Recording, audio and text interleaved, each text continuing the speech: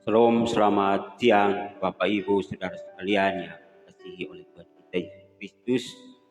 Kembali saya bersama anak John saya Agustinus Banu dan bersama anak John Banu kami ingin untuk mau kembali menyampaikan firman Tuhan atau membagikan berkat-berkat rohani melalui firman Tuhan yang kami persiapkan siang hari ini untuk memberitakan kepada Bapak Ibu Saudara-saudari sekalian di mana saja suara kami dapat didengar. Dan saat ini juga kami ingin untuk mau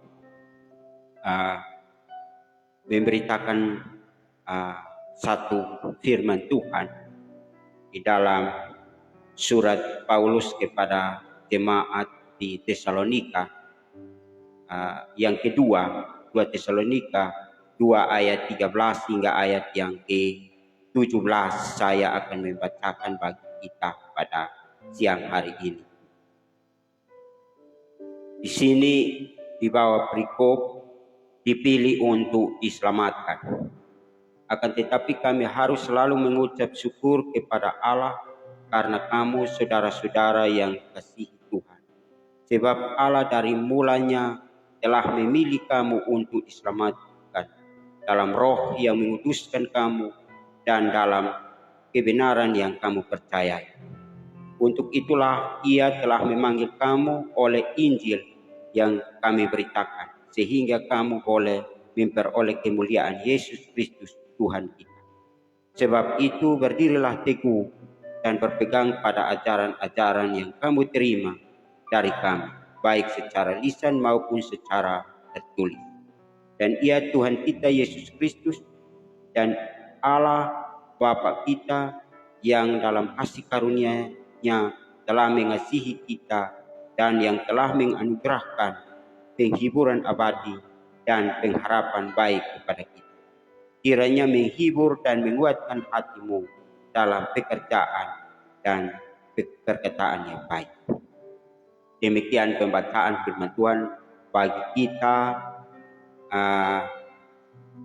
dan berbahagia bagi kita atau kepada Bapak Mama Saudara sekalian di mana saja yang berada dan mendengar firman ini dan mau menerimanya dengan baik.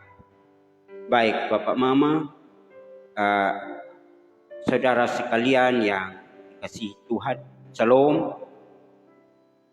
Di sini saya mau memberitakan firman ini dalam konteks bagian predestinasi Allah atau dengan kata atau bahasa di dalam Alkitab pemilihan Allah. Nah, di sini kalau kita berbicara tentang doktrin predestinasi Allah, memang Allah sudah menentukan atau memilih orang-orang yang dari mulanya untuk menyelamatkan. Ya, maka ini juga salah satu ayat perbandingan satu di dalam Efesus 1 ayat yang keempat. Dia bilang, sebab di dalam Dia Allah telah memilih kita sebelum dunia dijadikan, supaya kita kudus dan tak bercacat di hadapannya.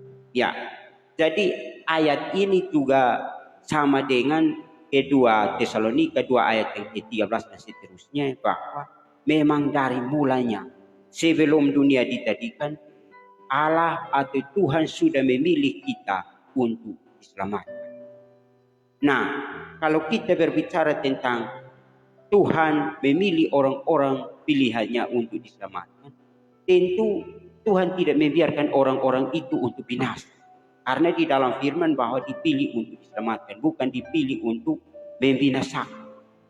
Ya, kalau kita melihat tadi firman Tuhan di dalam kedua Tesalonika 2 ayat yang ke-13 dan sampai ayat yang ke-17, bahwa dipilih untuk diselamatkan. Dan dipilih untuk diselamatkan berarti bahwa Tuhan memilih biar orang itu orang yang berbuat jahat sekalipun. Kita melihat kasus-kasus yang pemilihan Allah waktu itu, orang yang mulanya dia itu pembunuh, Orang yang mulanya orang itu pemabuk dan dia membuat hal-hal yang tidak berkenan kepada Tuhan. Tetapi ketika Tuhan memanggil dia, maka dia tinggalkan perbuatan-perbuatan yang dia berbuat selama waktu dia berbuat itu, pada waktu lampau itu. Ya. Dan nanti sebentar ada satu kesaksian juga dari anak rohani saya atau anak kasih saya, anak John Banu, karena dia juga termasuk orang yang mulanya dia juga minta maaf, dia hidup juga di dalam minuman-minuman itu. Tetapi ketika Tuhan memanggil dia, maka anak dia tinggalkan semua yang itu. Itu termasuk adalah orang-orang pilihan untuk diselamatkan. Ya, jadi maka itu kita kembali kepada pembahasan kita tadi. Maka orang yang dipilih ini adalah orang-orang yang percaya. Orang-orang yang percaya ini Tuhan juga tidak membiarkan orang pilihannya untuk tidak percaya. Tuhan mengaruniakan percaya kepada dia. Coba kita lihat juga satu ayat dalam Filipi 1 ayat yang ke-29. Dia bilang begini. Sebab kepada kamu dikaruniakan bukan saja untuk percaya kepada Kristus, melainkan juga untuk menderita untuk dia. Jadi percaya itu juga Tuhan yang kasih. Bukan dari usaha kita sendiri. Ya, di sini sudah jelas bahwa sebab kepada kamu dikaruniakan bukan saja untuk percaya. Jadi percaya ini Tuhan yang kasih. Ya, maka itu kalau Tuhan sudah kasih ini, berarti ini satu anugerah. Sesuai juga dengan Efesus 2 ayat 89. Ya, dia bilang, sebab kasih karunia kamu diselamatkan oleh iman. Itu bukan hasil usahamu, tetapi pemberian Allah. Itu bukan hasil pekerjaanmu. Jangan ada orang yang memegahkan diri. Ya, jadi maka itu kita percaya bahwa orang-orang pilihan Tuhan ini, Tuhan sudah memperlengkapi dengan dia kepercayaan dan iman. Ini tadi kita sudah baca ini ayat 8. Sebab karena kasih karunia kamu diselamatkan oleh iman. Itu bukan hasil usahamu, tetapi pemberian Allah. Jadi maka itu Bapak Mama Saudara sekalian, kita punya iman juga adalah pemberian Allah. Iman percaya kepada dia juga adalah anugerah dari Tuhan. Itu bukan hasil usaha kita. Maka jangan ada orang yang memegahkan diri. Itu ayat yang ke-9. Itu bukan hasil pekerjaanmu. Jangan ada orang yang memegahkan. Nah, percaya juga kepada Tuhan Yesus. Ya. Dan kalau sudah percaya kepada Tuhan Yesus juga, itu adalah Tuhan sudah meteraikan orang-orang percaya itu di Roh Kudus. Maka Roh Kudus itu tiap hari bekerja di dalam orang itu, dan dia Roh Kudus itu menguduskan dia, namanya sanctification. Sanctification itu adalah Roh Kudus menguasai dia dan menguduskan dia. Tadinya dia orang kotor, tadinya orang berdosa, tetapi ketika dia percaya Yesus, maka dimeteraikan di Roh Kudus. Saya baca satu ayat di dalam Efesus 1 ayat yang ke-13. Efesus 1 ayat yang ke-13, dia bilang begini. Di dalam dia kamu juga, karena kamu telah mendengar firman kebenaran, yaitu ini. Keselamatanmu di dalam dia kamu juga, ketika kamu percaya kepada Yesus, dimeteraikan dengan Roh Kudus yang dijanjikannya. Ayat 14. Dan Roh Kudus itu adalah jaminan bagian kita sampai kita memperoleh seluruhnya, yaitu penebusan yang menjadikan kita milik Allah untuk memuji kemuliaan. Jadi maka itu Bapak Mama Saudara sekalian, orang pilihan itu sudah diperlengkapi dengan iman, percaya kepadanya, dan dia percaya Yesus. Dan setelah itu juga firman Tuhan tadi di dalam Efesus 1 ayat 13-14 itu bahwa ketika kita percaya Yesus, sudah ada Roh Kudus ada di dalam kita dan dimeteraikan, dan Roh Kudus tidak keluar. Dia menuntun kita sampai pada akhir zaman Yesus datang yang kedua kali. Ingat bahwa kita orang Kristen yang percaya, orang Kristen kita percaya Allah Tritunggal, yaitu Allah Bapa, Allah Anak, dan Allah Roh Kudus. Walaupun tuduhan-tuduhan dari agama lain, keyakinan lain bahwa kita ini punya Tuhan tiga atau Allah tiga. Ya, memang kalau kita melihat di dalam Alkitab, Tuhan kita Allah itu Esa. Dan Esa pula dia yang menjadi pengantara antara Allah dan manusia, yaitu manusia Kristus. Nah, apa itu Esa? Esa itu terdiri dari memang dua atau tiga. Seperti yang ini. Allah Bapa, Allah Anak. Esanya apa? Allah. Tetapi di dalam pribadi itu berbeda. Pribadinya tiga. Allah Bapa, Anak, dan Roh Kudus. Maka kalau misalnya orang yang tidak percaya Allah Tritunggal, juga lebih dia tidak bisa percaya Alkitab dan dia tidak percaya Yesus juga. Karena memang di dalam Alkitab itu tertulis ada tiga pribadi. Tidak secara eksplisit bahwa Allah Bapa, Anak, dan Roh Kudus. Tetapi kalau kita melihat di dalam firman Tuhan bagian Perjanjian Lama juga sudah jelas bahwa katakan Allah itu ada dua atau tiga. Ya, ada tiga pribadi. Misalnya Kejadian 1 ayat 26. Baiklah kita menjadikan manusia menurut gambar dan rupa kita. Ini siapa? Kalau misalnya Allah hanya mutlak satu. Itu Allah itu ada tiga pribadi. Sepertinya saya dengan anak John. Saya Bapak, anak John, anak. Tetapi saya juga manusia. Anak juga manusia. Bukan saya manusia dan anak John tidak manusia. Tidak. Semua satu, kami dua pribadi tetapi satu hakikat, yaitu manusia. Maka Allah juga seperti itu. Jadi kita orang Kristen ini harus percaya itu. Ya.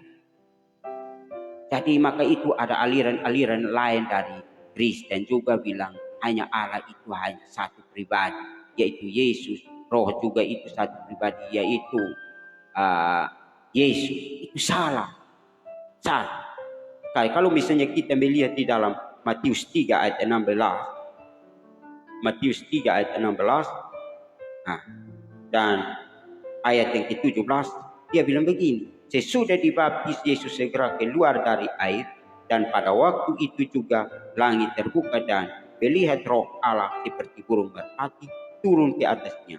Lalu terdengar suara dari sorga yang mengatakan, inilah anakku yang kukasihi, kepadanya aku berkenan.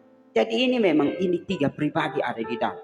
Kalau misalnya satu pribadi, mengapa kok Yesus dibaptis keluar dari air, kok dia naik? Kalau misalnya Roh Kudus hanya Yesus, kenapa kok dia naik kembali, kok turun seperti Roh Kudus, burung merpati, dan ada terdengar suara dari langit, inilah anakku yang kukasihi. Ini memang tiga pribadi. Maka itu yang satu pribadi datang menjelma menjadi Yesus, dan orang yang percaya sudah dimeteraikan dengan Roh Kudus, yaitu pribadi yang ketiga.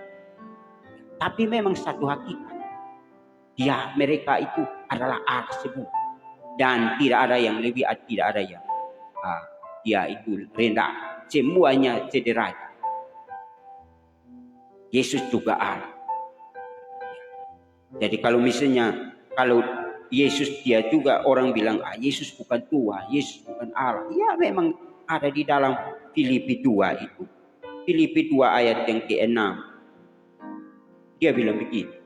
Yang walaupun dalam rupa Allah tidak menganggap kesetaraan dengan Allah sebagai milik yang harus dipertahankan, melainkan telah mengosongkan dirinya sendiri dan mengambil rupa seorang hamba dan yang menjadi sama dengan manusia. Ya, jadi maka itu Bapak Mama Saudara sekalian, dia itu Allah juga, dia Tuhan.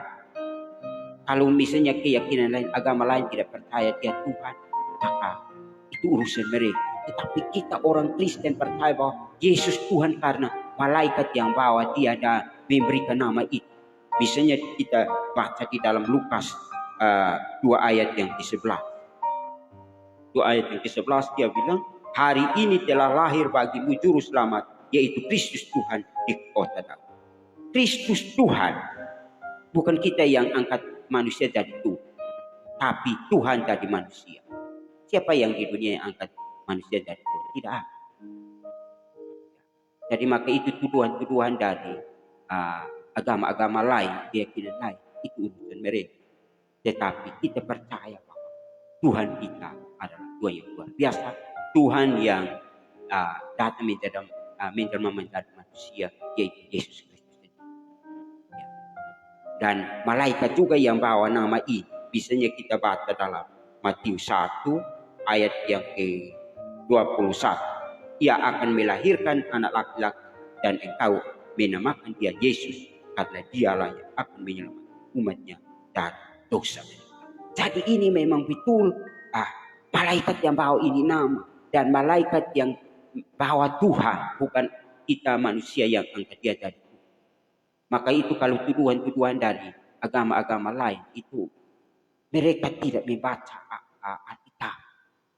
Dan saat ini Bapak Mama, saudara sekalian, saya ingin mau menyampaikan satu hal kepada pemimpin-pemimpin kita, dalam arti pendeta-pendeta kita. Minta maaf saya sebutkan nama pendeta kita, yaitu berapologet, isinya Bapak Pendeta Esra Soro, Bapak Pendeta Mel Atu, Bapak Pendeta Budia Sali, dan masih banyak pendeta yang lain, MJM. Mereka ini luar biasa. Pendeta-pendeta kita ini luar biasa mempertahankan iman kita. Dan untuk iman-iman ini mereka mempertahankan. Apabila kalau misalnya ada serangan-serangan dari luar, dalam hal ini orang-orang yang berdebat tentang ketuhanan Yesus. Tetapi ingat bahwa saya sarankan kepada Bapak pendeta-pendeta ini, karena saya berpikir, saya juga ikut di YouTube dan perhatikan debat-debat antara Pak Pendeta dengan sesama kita dari agama yang lain. Memang sepertinya mereka tidak mengerti. Dan seperti tadi yang kita berbicara tentang percaya kepada Yesus dimeteraikan Roh Kudus. Kalau kita berdebat dengan orang-orang yang tidak percaya kepada Yesus, bagaimana dia ada Roh Kudus tidak? Dan dia datang hanya copot-copot ayat Alkitab, bukan untuk mendapat pengetahuan yang baik, tetapi dia copot ayat itu untuk mencari kesalahan Alkitab.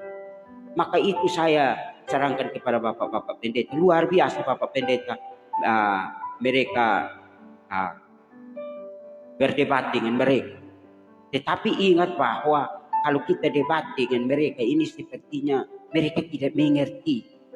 Mereka itu sepertinya kalau di dalam firman, saya teringat satu firman dalam Matius 7 ayat yang ke-6. Dia bilang begini, hal yang kudus dan berharga, jangan kamu memberikan barang yang kudus kepada anjing, dan jangan kamu melemparkan mutiaramu kepada babi, supaya jangan diinjak-injak dengan kakinya, lalu dia berbalik mengoyak. Jadi ini dalam arti barang yang kudus itu apa? Ya, bukan mutiara itu mutiara sungguh-sungguh secara harfiah, tetapi mutiara itu menyangkut dengan kebenaran firman Tuhan. Kalau kita memberitakan kepada orang-orang yang tidak mengerti, sepertinya kita buang-buang waktu. Lebih baik mereka urus mereka punya keyakinan. Uruslah mereka punya agama, jangan urus kami punya. Ya. Jadi maka itu orang-orang pilihan, memang orang-orang pilihan itu juga pilih dari berbagai pandang lain. Misalnya kita juga baca di dalam Yohanes 10 ayat yang ke-16. Dia juga bilang begini, ada lagi padaku domba-domba lain yang bukan dari kandang ini. Domba-domba itu harus kutuntun juga, dan mereka akan mendengar suaraku, dan mereka akan menjadi satu kawanan dengan satu gembala. Jadi ini firman ini juga Tuhan sudah memilih orang dari kandang lain, dalam arti mungkin dari agama-agama lain, Hindu, Buddha, Islam, dan Konghucu lain sebagainya. Itu Tuhan sudah pilih mereka dari mulanya sebelum dunia jadi. Tuhan sudah tetapkan mereka, dan pasti Tuhan sudah meteraikan dengan Roh Kudus bagi mereka, dan mereka percaya kepada Yesus Kristus. Ingat bahwa kalau misalnya orang yang tidak percaya Yesus, Itu roh yang bukan datang dari atas, roh dari dunia. Saya baca satu ayat ya. Pertama Yohanes 4 ayat 1 dan seterusnya. Roh Allah dan roh antikristus. Saudara-saudaraku yang dikasih, jangan percaya akan setiap roh, tetapi uji roh-roh itu apakah mereka berasal dari Allah, sebab banyak nabi-nabi palsu yang telah muncul dan pergi ke seluruh dunia. Dengan demikian kita mengenal roh Allah. Setiap roh yang mengaku bahwa Yesus Kristus telah datang sebagai manusia berasal dari Allah.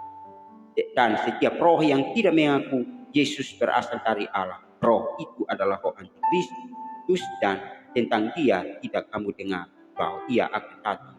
Sekarang ia sudah ada dan dia sudah ada dalam dunia. Jadi firman Tuhan ini ada debat-debat, orang tidak percaya Yesus. Ini bukan roh yang dari dunia, dari atas, tapi dari dunia. Orang tidak percaya itu roh antikristus. Nanti mereka lah yang antikristus itu. Jadi jangan debat dengan mereka.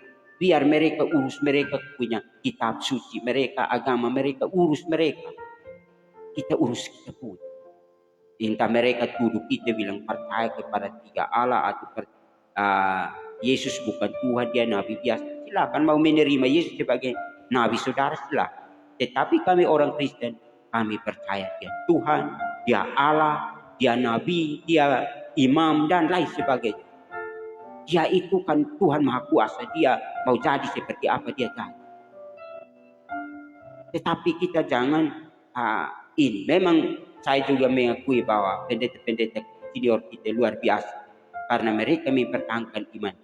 Tapi kalau kita ikut debat-debat, itu seolah-olah kita mempermainkan nama Tuhan kita Yesus Kristus.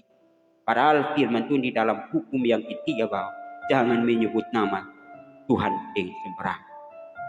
Mereka itu seolah-olah bukan mereka cari tahu kebenaran, tapi cari kesalahan, menyetarakan Alkitab dengan kitab suci mereka. Saya tidak sebut kitab suci mereka, karena silahkan nanti renungkan sendiri.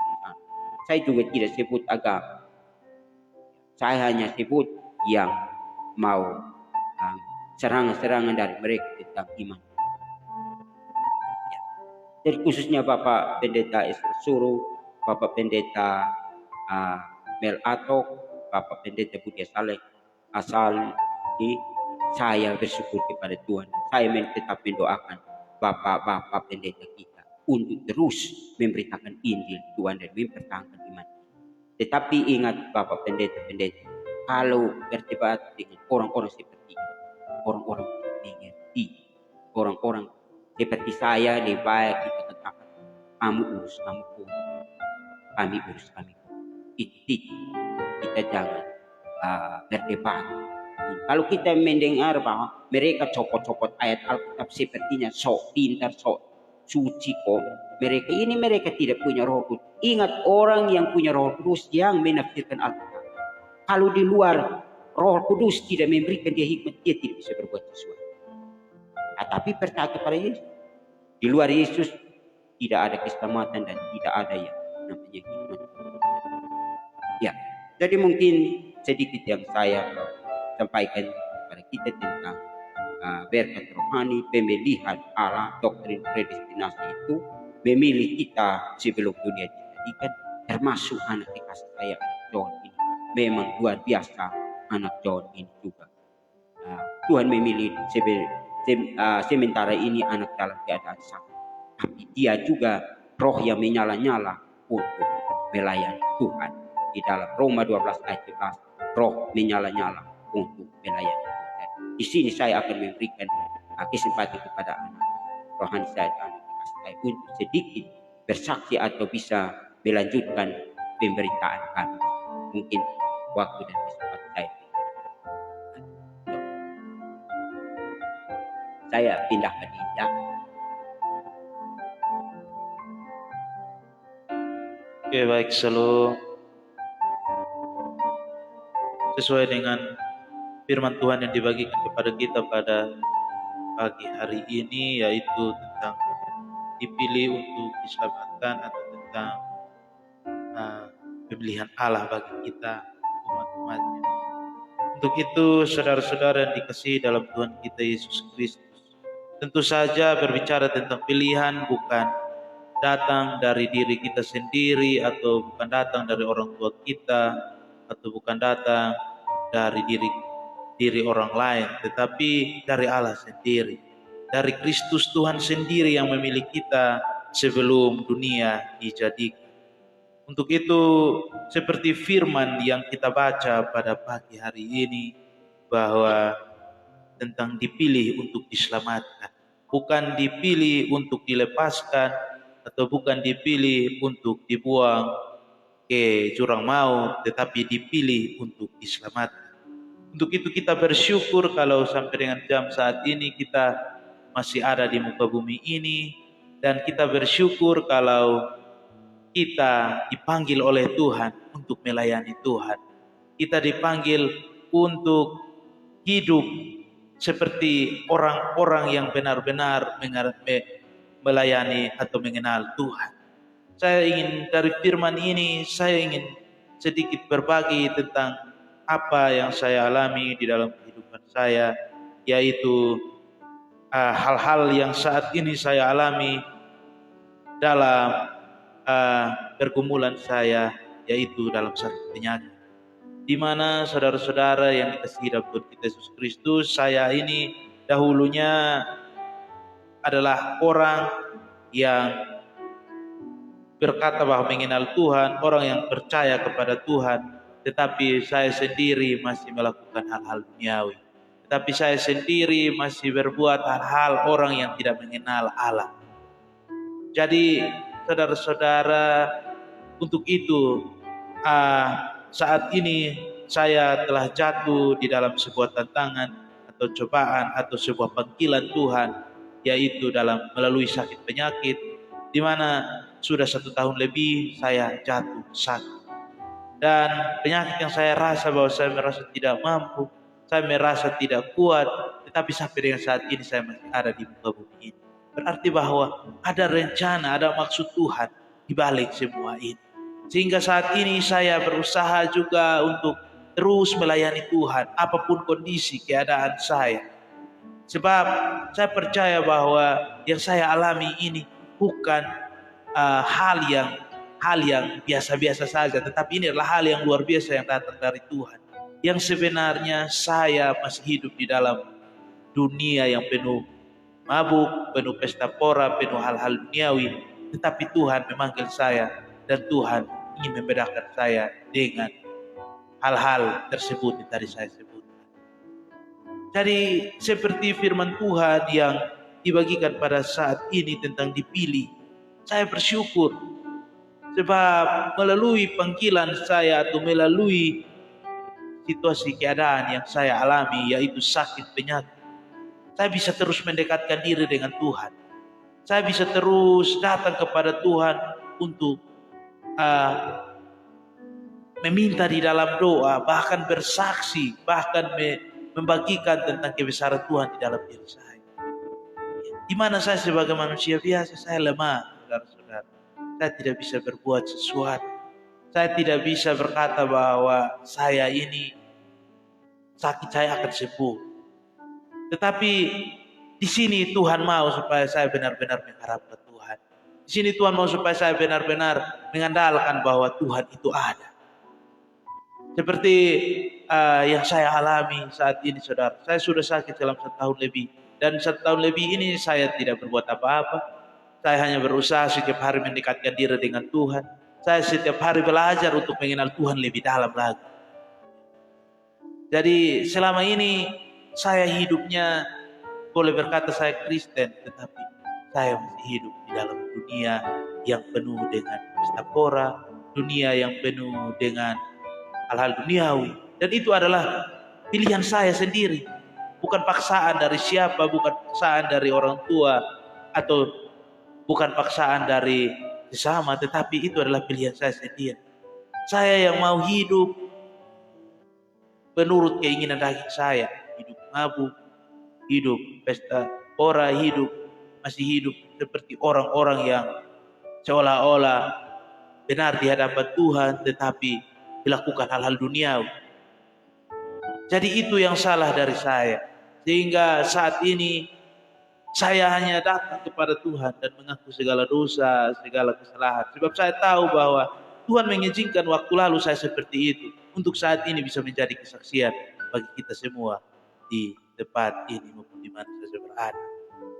Jadi saya bersyukur di saat dalam keadaan sakit, di dalam keadaan ketidakmampuan, Tuhan tetap mengizinkan saya untuk datang dan bisa bersaksi seperti ini, datang dan bisa bergabung dengan Bapak Banu di sini. Kami bisa membagi-bagikan tentang firman Tuhan. Itu adalah sesuatu yang luar biasa. Menurut saya penyakit yang saya derita ini bukanlah penyakit yang kecil, penyakit yang menurut saya sangat berat, membuat saya tidak mampu. Tetapi apa, saudara? Tuhan akan membawa kita terbang seperti Raja Wali di tengah badai. Dan itu yang sekarang ini saya rasakan. Meskipun saya merasa bahwa pagi ini saya tidak bisa bangun, pagi ini saya tidak bisa beraktivitas apa-apa karena saya lemah. Tetapi di saat saya datang ke hadapan Tuhan, di situ ada kekuatan yang luar biasa. Tuhan membawa saya untuk bangkit, berjalan. Seperti yang saat ini saya alami, saya bisa berjalan, saya bisa berbicara tentang firman Tuhan. Itu bukan hebatnya saya, tetapi itu kuasa Tuhan yang begitu luar biasa. Di mana dalam Mazmur Daud selalu berkata kepada kita bahwa Tuhan adalah kekuatan kita. Tuhan adalah benteng perlindungan kita. Tuhan adalah segalanya bagi kita. Ya. Sampai kadang saya sendiri, saya secara pribadi, saya tidak bisa mengutarakan apa yang Tuhan buat dalam diri saya. Saya tidak bisa bilang Tuhan engkau ini, engkau itu. Tapi Tuhan segalanya bagi diri saya. Di saat saya lemah, Tuhan mengangkat saya. Di saat saya rapuh, Tuhan memberikan saya kekuatan. Itulah kelebihan Tuhan kita, saudara-saudara. Untuk itu kita bersyukur kalau memang sampai dengan saat ini Tuhan masih memberikan kepada kita kesempatan untuk bernapas. Pagi bangun kita masih bisa merasakan udara segar. Kita masih bisa melihat terangnya pagi. Berarti Tuhan terlalu sayang kepada kita, saudara-saudara. Jadi tidak perlu kita menjadi orang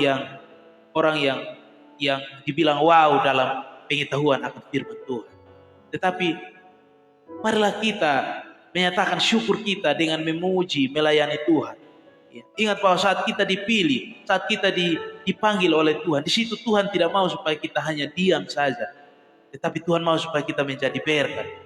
Tuhan memilih kita untuk bisa berbuah seperti di dalam Yohanes 15 ayat 16, bahwa bukan kamu yang memilih aku, tetapi akulah yang memilih kamu. Ya. Jadi Tuhan sendiri yang memilih kita. Memilih kita untuk apa? Untuk diselamatkan. Ya. Setelah kita mendapat keselamatan, apa yang kita lakukan? Berbuah. Kita harus berbuah, saudara-saudara. Kalau kita sudah diselamatkan, kita sebagai orang Kristen, iman kita adalah otomatis kita sudah diselamatkan. Tetapi apa yang perlu kita buat?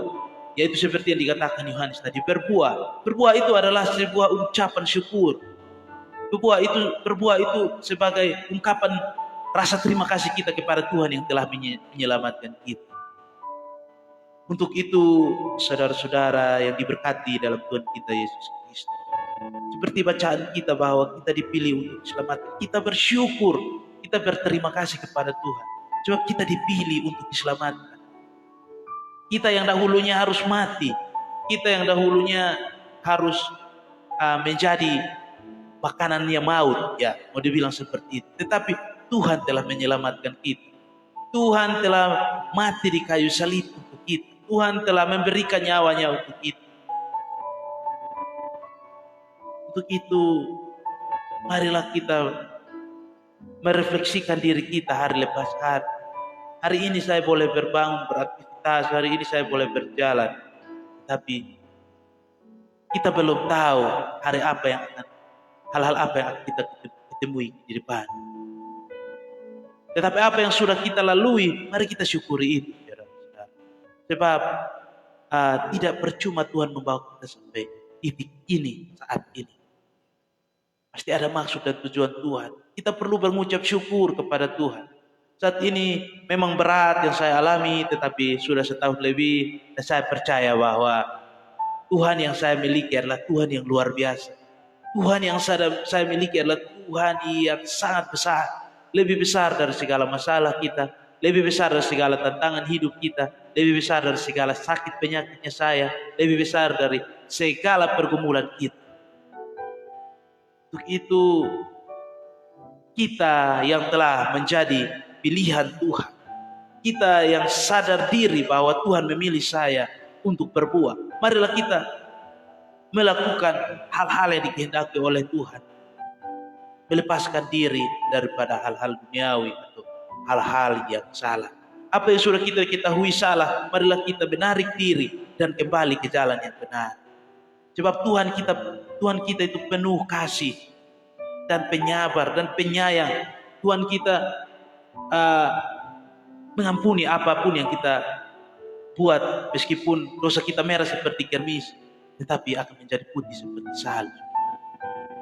Untuk itu karena saya merasa diri saya paling hina, saya kadang merasa diri saya sangat kotor, tidak layak di hadapan Tuhan. Tetapi melalui firman Tuhan, melalui apa yang dikatakan oleh Tuhan, bahwa meskipun dosa kita merah seperti kermisi, akan menjadi putih seperti salju. Melalui pengorbanan Tuhan Yesus di atas kayu salib, telah membersihkan segala dosa kita. Untuk itu kadang saya merasa seperti saya tidak layak, tetapi saya berpikir, oh Tuhan telah menyelamatkan saya. Saya berharga di mata Tuhan. Tuhan mati untuk saya. Tuhan bangkit juga untuk saya.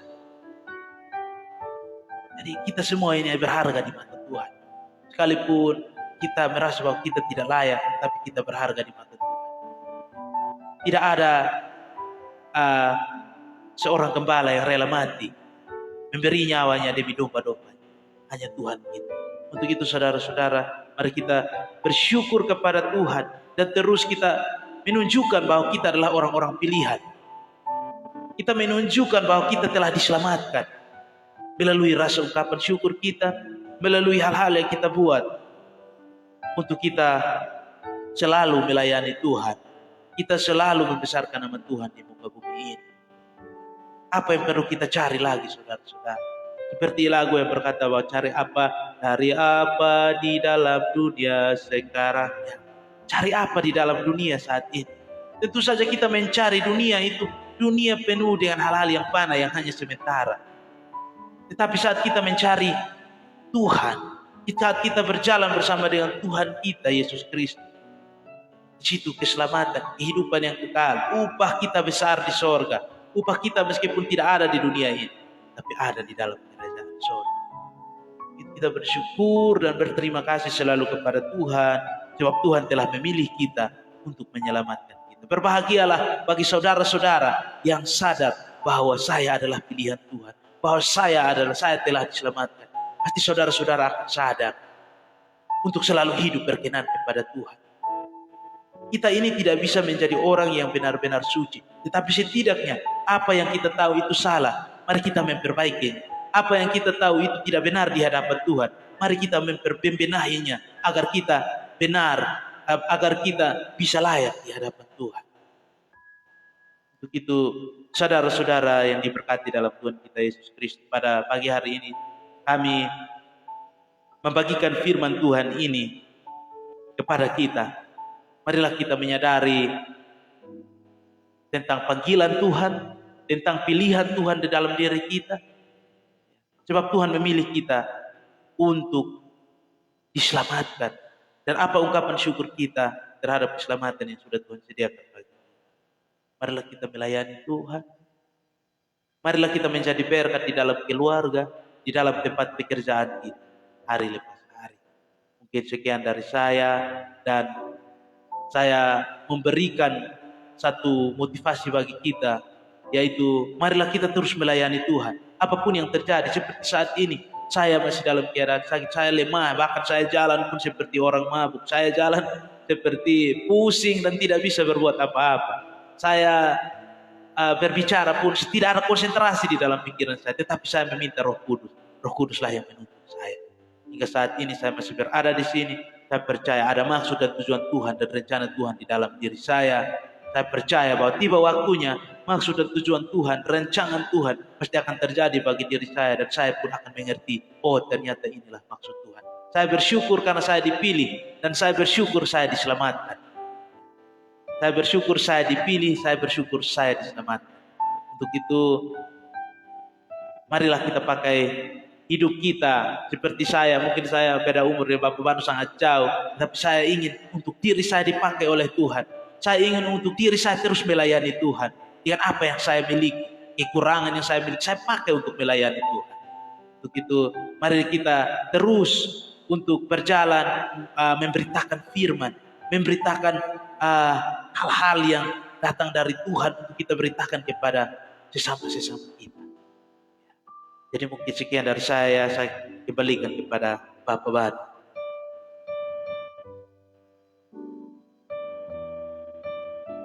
Ya, terima kasih John yang menyampaikan sedikit firman Tuhan atau kesaksian pribadi selama ini dia alami tentang panggilan Tuhan melalui pribadi. Memang seperti tadi yang disampaikan oleh anak John bahwa dulunya dia di dalam dunia ini penuh dengan berbagai keinginan dunia, termasuk salah satunya pesta minuman keras. Ya, dia ikut di situ. Tetapi Tuhan luar biasa memanggil anak kita dengan satu panggilan, yaitu sakit penyakit, dan sementara ini anak dalam keadaan sakit. Kita juga bersyukur karena firman Tuhan bahwa kalau kita dapat hajaran itu berarti kita ini termasuk orang pilihan Tuhan. Kalau misalnya manusia itu hidup mau enak-enak saja, dia tidak mau dapat hajaran, itu bukan anak Tuhan. Ingat, kalau bagian rohani anak hanya dua, bapak hanya dua. Kalau bukan bapaknya Allah, anak Allah, dia anak iblis. Dan anaknya iblis yang dia tidak dihajar. Ya, tapi kalau anaknya bapak, pasti bapak menghajar dia. Saya baca satu firman Tuhan dalam Wahyu 3 ayat yang ke-19. Dia bilang, barang siapa yang kukasihi, ia kutegur dan kuhajar, sebab itu relakan hati dan hatimu dan bertobatlah. Jadi ini menyangkut dengan kasih Allah kepada manusia. Kalau Allah mengasihi siapa sebagai anak, ya pasti dia menghajar dia. Ya, dia menghajar dia.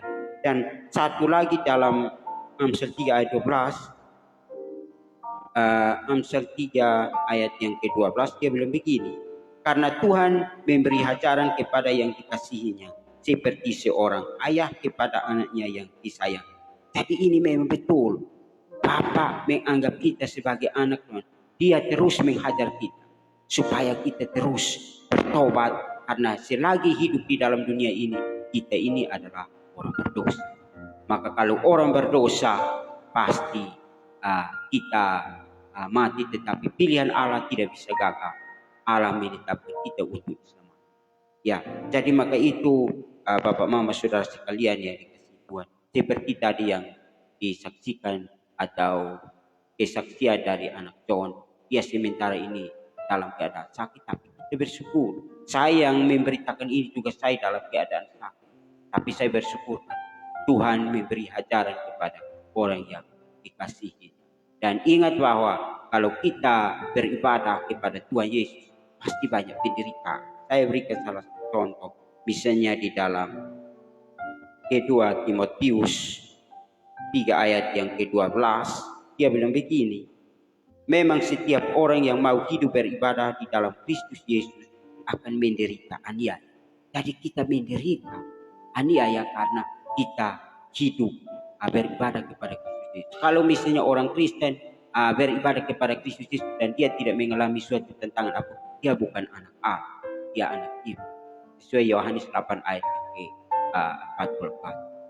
Ya, jadi maka itu kita harus sadar bahwa kalau kita mendapat hajaran tentang, maka kita adalah bagian dari anak Allah. Tuhan memanggil kita untuk kita berbakti. Jadi Yesus menderita, kita juga menderita. Saya berikan satu ayat dalam pertama Petrus 4 ayat 1 dan ayat yang kedua. Dia bilang begini, jadi karena Kristus telah menderita penderitaan badani, kamu pun harus juga mempersenjatai dirimu dengan pikiran yang demikian. Karena barang siapa yang telah menderita penderitaan badani, ia telah berhenti berbuat dosa. Supaya waktu yang sisa ini jangan kamu pergunakan menurut keinginan manusia, tetapi menurut kehendak Allah. Ya, jadi maka ini ayat ini Tuhan memilih kita dari awalnya supaya kita jangan sesat dan disesatkan, dan jangan kita tidak mendapat keselamatan, tapi Tuhan memilih kita untuk memberikan keselamatan. Maka Tuhan hadir kita di setiap saat untuk kita harus datang kepada Tuhan. Ya. Jadi maka itu sesuai dengan firman Tuhan yang saya berikan ini. Satu lagi di dalam Ibrani 12 ayat yang ke-6, dia bilang karena Tuhan menghajar orang yang dikasihinya dan ia menyesal orang yang diakuinya sebagai anak. Jadi kita ini anak. Kalau orang tidak percaya bukan anak ibu, maka kalau misalnya kita debat dengan anak-anak ibu, berarti kita, karena dia bukan anak Allah, dia anak ibu, maka dia itu mencari kesempatan untuk mau membinasakan kita lewat iman kita, maka itu kita jangan urusan mereka. Ya, jadi maka itu kita harus percaya kepada Tuhan kita, dan kita kerjakan keselamatan terus yang Tuhan memberikan kepada kita. Filipi 2 ayat 12 bahwa kita harus kerjakan keselamatan kita selagi masih hidup. Bukan kerja untuk mendapat keselamatan. Kita sudah percaya sudah mendapat keselamatan. Sepertinya seorang Tuhan memberikan kita sawah gratis yang kita tidak miliki. Tetapi bagaimana kita pergunakan waktu untuk kerjakan sawah itu sehingga bisa mendapat upah dan kerja surga. Jadi mungkin penyampaian kami, baik saya sebagai bapak, atau sebagai anak, kami berdua memberitakan firman Tuhan. Semoga firman ini bisa bermanfaat untuk Bapak Ibu saudara-saudara sekalian di mana saja. Mungkin sampai sekian dan shalom.